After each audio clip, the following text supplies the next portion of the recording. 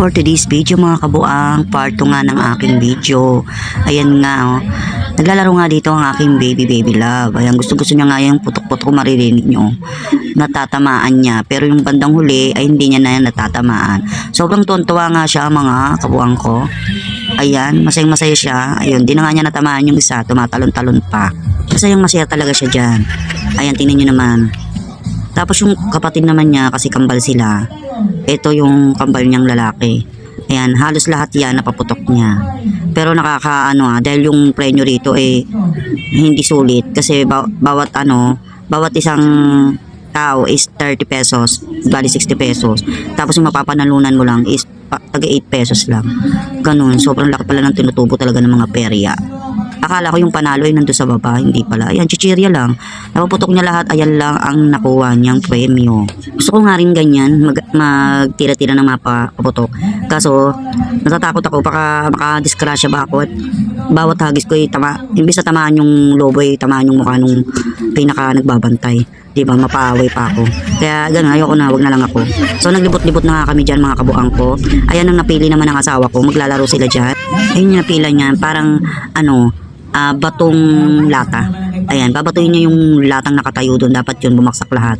Pero hindi namin alam kung ano yung premyo. Ayun, nakatayo pa ako doon. Para talaga nagbabalak-balak talaga ako. Pero naisip ko talaga baka magkamali talaga ako at mapunta sa mukha nung babae yung hahagis kung ano. Huwag na lang. Ayan, ayan na naman yung anak ko. Siya na naman pala. Ayan. Ayan, binabalibag niya na yung bola. Sus, walang tinatamaan. Ay sus, ganyan siya kahirap. Walang tinatamaan, parang lumilipad na hangin lang yung bola. So ayan nga yung asawa ko naman ang susunod na maghahagis ng bola. Yan, masaya-masaya din siya para mas alam niyo ba mga kabuang ko, parang mas nag-enjoy pa nga yung asawa ko diyan . Oh, ang galing din niya, di ba? Magaling siyang bumaril, ang galing din niyang Oh, yun, tumalbog, medyo hindi natamaan yun. Pero mas marami siyang natatamaan kaysa sa anak ko kanina.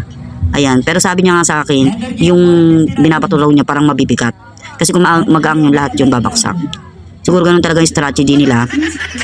Pabigatin para hindi bumaksak lahat yung babatuhin. So, ayan di ba? Talagang sapul na sapul. Kaya pag may binatot sapul nilalakasan niya pa tingnan niyo naman tinamaan lahat. Mas masaya pa yung asawa ko diyan. Mas nag-e-enjoy pa siya kaysa sa amin mga kabuang ko. Niyaya niya pa kayong tao niya kaso ayaw din. Ayan, mga napalanunan namin, mga chichirya. Tapos magkano yung bayad dyan, magkano yata yung bayad niya dyan. Tapos chichirya lang. Ayan. So maglilibot-libot na uli kami. Ayan, nagtatanong-tanong nga ako dyan kung ano yung napalanunan. Chichirya. So, libot-libot kami rito, mga kabuang ko. Kaya naman kasi kami napadpad dito sa perya. Kasi nabanggit nga ng asawa ko nung nalasing siya. At yun nga, niyaya namin yung mga anak namin. Tuntua naman nga rin yung mga anak ko kasi gusto nilang makapunta ng perya. At gusto nilang makita kung gaano karami yung mga rides. At saka, ang pinunta rin kasi nila rito yung nag-grip sila ng kung ano ng pagkain. So, nung nakarating kami rito, hindi naman pala ganun karami yung rides at hindi naman din ganun karami yung mga pagkain dito. So ayan nga, sabi nga ng asawa ko, mabigat daw yung lata. Kaya hindi niya lahat yun napatumba mga kabuang.